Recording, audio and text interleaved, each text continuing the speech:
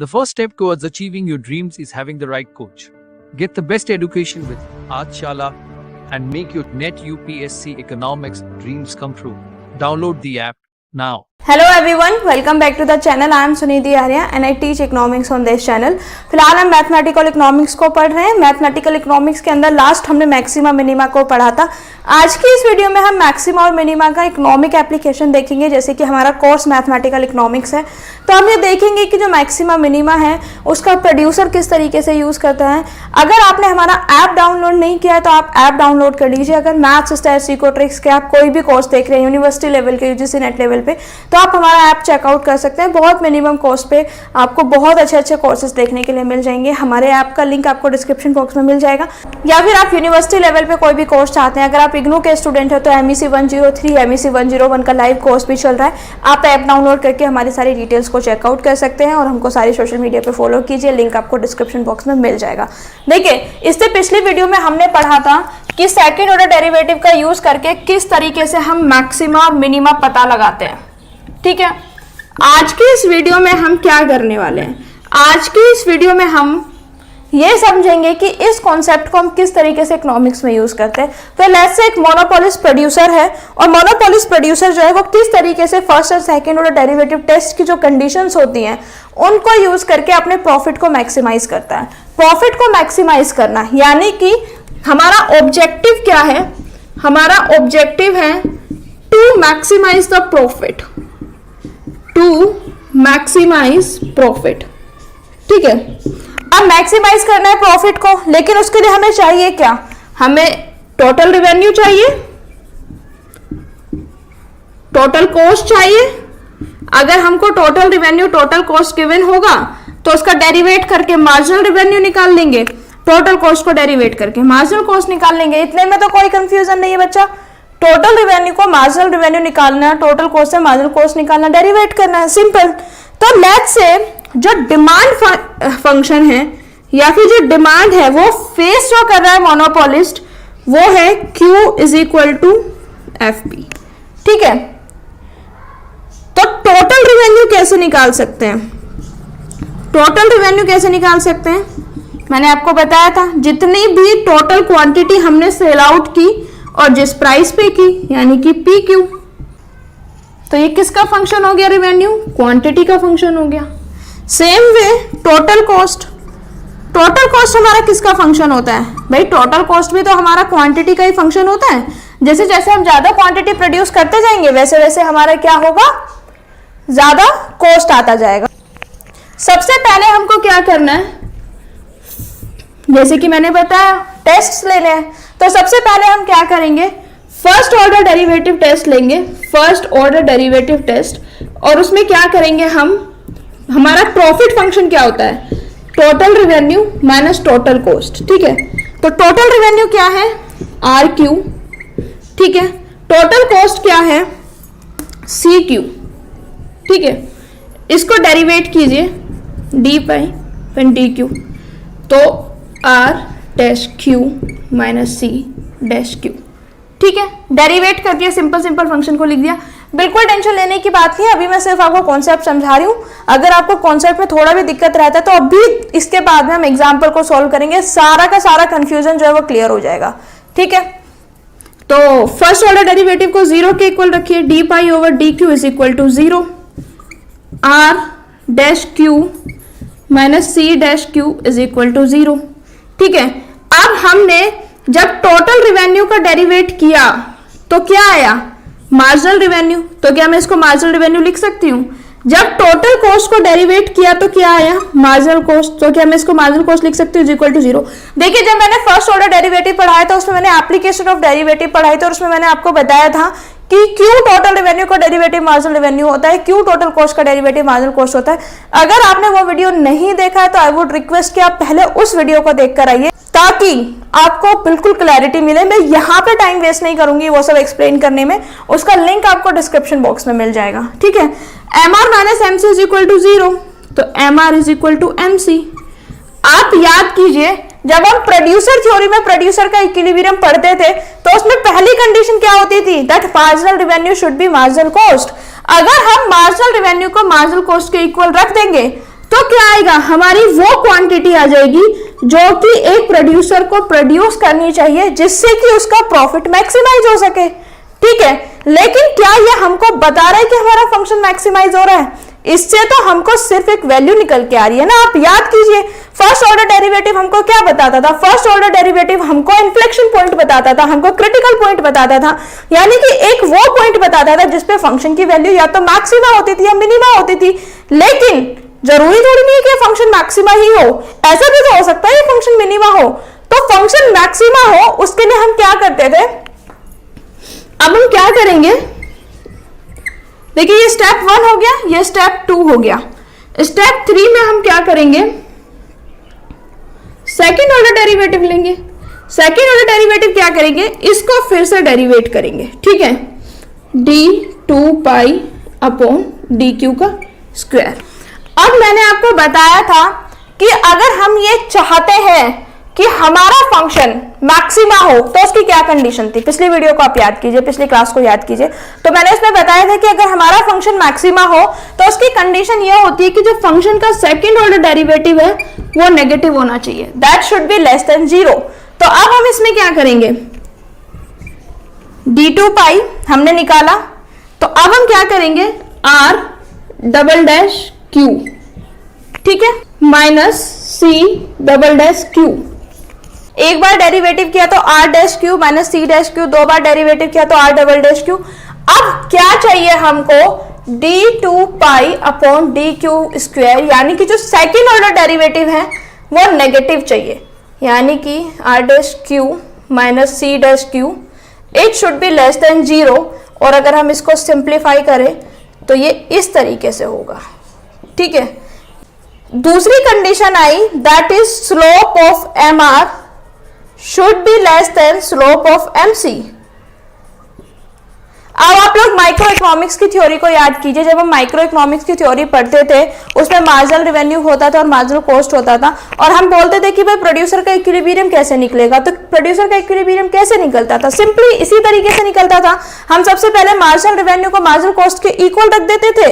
याद है 11th में कैसे करते थे, मार्जिनल रेवेन्यू की वैल्यूज होती थी, मार्जिनल कॉस्ट की वैल्यूज होती थी, और हमारा फंक्शन इस तरीके से बनता था। तो ये हमारा मार्जिनल रेवेन्यू होता था, ये हमारा मार्जिनल कॉस्ट होता था। तो मार्जिनल रेवेन्यू और मार्जिनल कॉस्ट जो है देखिए वो दो जगह कट कर रहा होता था, लेकिन हम इक्विलिब्रियम एक ही जगह चूज करते थे। इक्विलिब्रियम हम किस जगह चूज करते थे, जहां पे slope of mr was less than slope of mc। ठीक है, तो ये जो माइक्रो इकोनॉमिक्स की कंडीशंस थी मैथमेटिकल इकोनॉमिक्स में शिफ्ट हो गई हैं। ठीक है, और इसको हम डेरिवेटिव्स की तरह इस तरीके से करते हैं। अब हम एक इसका न्यूमेरिकल एग्जाम्पल देखते हैं ताकि बिल्कुल आपको क्लैरिटी मिल जाए। एक मोनोपोलिस्ट है, उनका डिमांड फंक्शन गिवन है Q is equal to 50 minus 0.5p। ठीक है, और जो हमारा कॉस्ट फंक्शन गिवन है विच इज 50 प्लस 40Q। ठीक है, तो ये हमारा गिवन है demand function Q is equal to 50 minus 0.5। याद करिए जब भी माइक्रो इकोनॉमिक्स पढ़ते हैं मैंने बताया था इनवर्स डिमांड फंक्शन का कॉन्सेप्ट बताया था। तो हम जो लेते हैं वो लेते हैं कि जो P is the function of quantity. ठीक है, यानी कि इन जनरल क्या होता है, quantity is the function of price, but जब हम इसमें बात करते हैं तो हम इनवर्स डिमांड फंक्शन की बात करते हैं। क्यों करते हैं, क्योंकि जो हमारा कॉस्ट है वो भी क्वांटिटी का आउटपुट क्वांटिटी के रिस्पेक्ट में निकलता है, और इजीली हम सोल्व कर पाए, दोनों वेरिएबल सेम हो, इसीलिए हम इनवर्स डिमांड फंक्शन को लेते हैं। ठीक है, तो Q is equal to 50 minus 0.5p। अब इसमें से आप क्या कीजिए, वैल्यू निकाल लीजिए P की। तो Q minus 50 is equal to minus 0.5। ये माइनस की जो वैल्यू है दोनों तरफ माइनस से मल्टीप्लाई कर देंगे, 0.5 से डिवाइड कर दीजिए। 0.5 minus 1 upon 0.5 Q is equal to P। तो आप निकालेंगे, देखिए ये यहाँ पे एक 0, यहाँ पे डेसिमल हटाया तो दिस इज 100 माइनस 5 से 2 गया, 2Q is equal to P। ठीक है, P is equal to 100 minus 2Q, ये हमारा इनवर्स डिमांड फंक्शन आ गया। अब मैंने बताया था टोटल रेवेन्यू निकालना है तो प्राइस इंटू क्वांटिटी निकालेंगे। ठीक है, प्राइस हमको गिवन है, क्वांटिटी से मल्टीप्लाई कर देंगे। लेकिन अगर हम इसी में 50 माइनस 0.5p में ये हमको क्वांटिटी गिवन है, ठीक है, तो अगर हम इसमें निकालेंगे तो ये हो जाएगा total revenue is equal to quantity into price. Quantity हमको गिवन है तो ये तो पूरा पी में आ जाएगा, उसकी कोई दिक्कत नहीं है, लेकिन हमारी कॉस्ट तो जो होती है वो तो क्यू में निकलेगी ना, क्यू तो हमारी क्वांटिटी ऑफ आउटपुट से निकलेगी ना, तो वो कंफ्यूजन ना हो और जब मल्टीवेरिएट ऑप्टिमाइजेशन ना हो, केवल यूनिवेरिएट ऑप्टिमाइजेशन हो, इसीलिए हम इसको यूज करते हैं। मल्टीवेरिएट ऑप्टिमाइजेशन भी हम पढ़ेंगे एक्स वाई, जिसमें हम दोनों को करेंगे लैग्रेंज मेथड से, लेकिन वो यूनिवेरिएट में नहीं पढ़ेंगे, ठीक है। तो टोटल रिवेन्यू निकालिए, प्राइस की मैंने 100 minus 2Q into Q is equal to 100Q minus 2Q square. Derivate कर दीजिए टोटल रेवेन्यू को,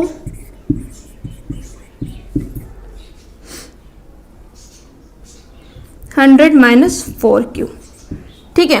टोटल कॉस्ट क्या गिवन है हमको, 50 प्लस 40Q, तो इसको डेरिवेट कर दीजिए, DTS upon DQ is equal to 40। देखिए टोटल रेवेन्यू को डेरिवेट करके मार्जिनल रेवेन्यू आएगा, टोटल कॉस्ट को डेरिवेट करके मार्जिनल कॉस्ट आएगा। तो पहली कंडीशन क्या निकल कर आई थी हमारी कि हमको मार्जिनल रेवेन्यू मार्जिनल कॉस्ट के इक्वल रखना है। तो मार्जिनल रेवेन्यू क्या है हमारा, 100 minus 4Q is equal to marginal cost क्या है हमारी 40। सोल्व कीजिए, minus 4Q is equal to 40 में 100 जाएगा तो minus 16, Q is equal to 15, ठीक है। यानी कि Q हमारा 15 आ गया, Q जो हमारा मैक्सिमम आउटपुट है वो आ गया। अब हमको चेक करना है कि ये जो है मैक्सिमम है या नहीं है, तो हम क्या करेंगे, सेकेंड ऑर्डर डेरिवेटिव निकालेंगे। तो D2TR upon DQ 100 minus 4Q, ठीक है, इसको फिर से डेरिवेट करेंगे तो which will be equal to minus 4।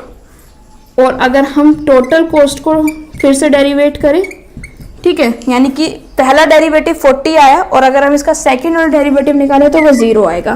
तो हमारी सेकेंड कंडीशन भी फुलफिल हो रही है, which is D2R upon DQ should be less then D2Q upon D2TC upon DQ square. यानी कि क्या हुआ, -4 जो है वो 0 से तो कम है, जो जैसे कि मैंने अभी पहले बताया, slope of MR is less than slope of MC। तो ये दोनों कंडीशन सेटिस्फाई हो रही है। अब हमको ये और बताना है कि जो हमारा Q15 आया है इस पर मैक्सिमम कितना प्रोड्यूस किया जा सकता है। तो हमें ये तो पता चल गया कि हमको 15 क्वांटिटी प्रोड्यूस करना है। 15 क्वांटिटी जो है यूनिट वो इतना है कि मार्जिनल रेवेन्यू मार्जिनल कॉस्ट के इक्वल होगा। पहली कंडीशन सेटिस्फाई होगी। दूसरी condition slope of MR would be less then slope of MC, दूसरी कंडीशन भी सेटिस्फाई होगी। लेकिन हमको ये भी तो बताना है कि मैक्सिमम प्रॉफिट कितना होगा। तो मैक्सिमम प्रॉफिट हम कैसे निकालते हैं, रेवेन्यू माइनस कॉस्ट।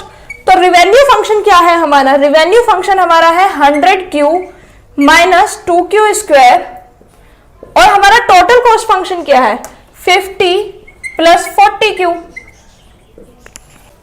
Q की वैल्यू क्या आई है 15, सब्स्टिट्यूट कर दीजिए 100 इंटू 15 माइनस 2, 15 का square minus 50 plus 40 into 15 is equal to 1500।